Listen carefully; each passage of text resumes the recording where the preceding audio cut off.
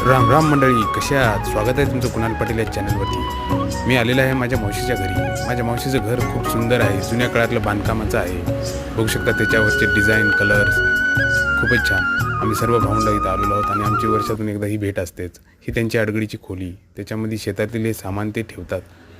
बघू शकता त्या पिलरची डिझाईन ते बघा, किती अशी सुरेख प्रकारची आहे. त्या काळातील मिस्त्र्यांचे खरंच बांधकामाचा प्रकार हा वेगळाच होता. खूपच छान क्वालिटीनुसार हे काम आहे. हे बघा बोरं, मुरंबा, हे पण दुसऱ्या प्रकारची बोरं पण आहेत तिथे. हे बघू शकता.